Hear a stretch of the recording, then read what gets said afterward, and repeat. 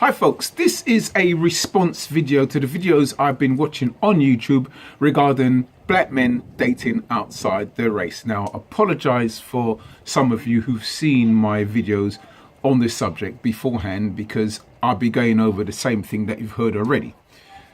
Anyway, let's focus back on the subject at hand. Most of the videos I've been watching attempt to hail from the United States of America, and they tend to use the terminology self-hate a lot in their videos. Now, you can tell by my accent, I'm British. I was born and raised in the UK, London. And though I have visited America many times, I have never lived in America.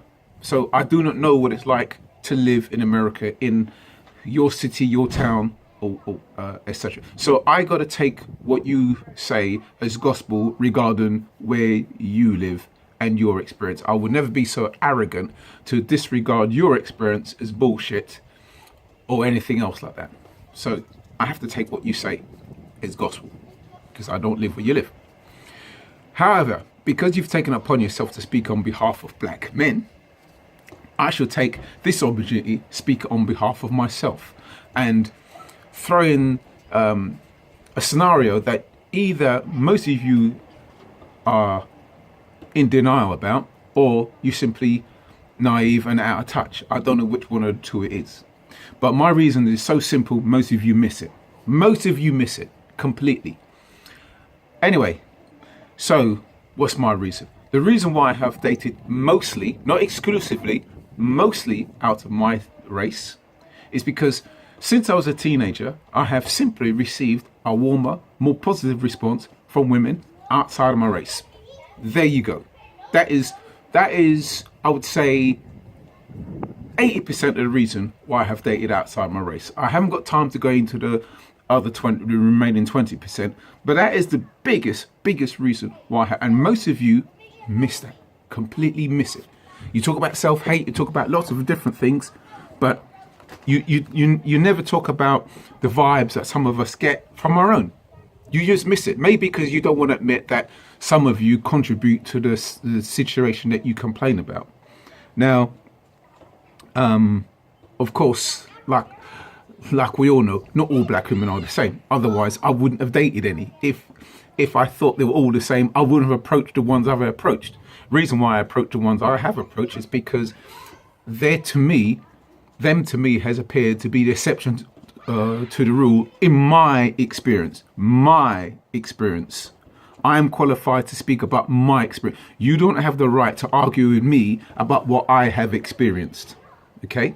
So in my experience, the few that I have dated do not come across as the most of the black women that I come across in my life, which is most of them give off a cold, unwelcoming vibe, which doesn't inspire me to want to approach them. It doesn't inspire me to want to go to places where they're in large numbers. Why would I? Think about it. Why would I want to approach a woman who gives off a cold, unwelcoming vibe? Why? Now, I couldn't give a flying fuck whether you find me attractive. I really couldn't. I couldn't give a shit because I have no problems getting dates. I have no problems getting laid. So I really couldn't give a shit. But it seems silly from my point of view, right, to dislike me for whatever reason you have to dislike me, but then in the same breath complain that I'm a sellout because I date outside my race. So what? So I'm supposed to ignore the positive response that I get from outside my race more than I do from my race, and I'm supposed to desire and require to approach someone who's cold and unwelcoming. I haven't got the time to search for the exception to the rules. If I come across them, brilliant, I will gladly date them. But I do not have the dedication or the inspiration to be searching amongst the sort of cold, unwelcoming type in search for the warm, welcoming type. Now, yes, I put my hands up. Obviously, I have a prejudice problem based on my experience, based on the actions of others. And I'm sure I'm being unfair that I've written off some very good women who I've just simply read them wrong. I'm sure.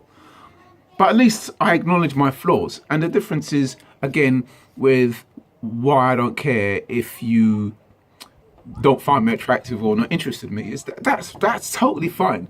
But I am not the one who expects or feels entitled to be on the top of anybody's romance list. I'm not the one bitching about no one approaching me. So there you go. So either the reason why you don't mention about the vibes a guy like me gets from his own type is either you're naive and totally out of touch, or you're just simply in denial and you just do not want to cover this. Because I'm sure most of you know what I'm talking about is true, because I've come across too many black guys has given the same feedback. And when you get a load of people coming up with the same thing, they can't all be talking bullshit. They can't all be wrong. And remember, they are the only one qualified to speak about their experience, likewise with me. So don't get angry with the victim, the person on receiving end of the bad vibes. Get angry with the women who's given the impression to us guys that we get bad vibes. Focus your attention on the criminal, not the victim of the crime. Okay, thank you very much. Like I said, for those of you all who are dumb and hard of hearing, I know not all black women are the same. This does not apply to all black women, although I wouldn't have dated the black women I have dated. However, in my experience, in most cases in the UK, I get a cold, unwelcoming vibe from my own kind. And like I said, for outside my race, I get a much better response, especially when I was in Poland. I'm a pro dancer.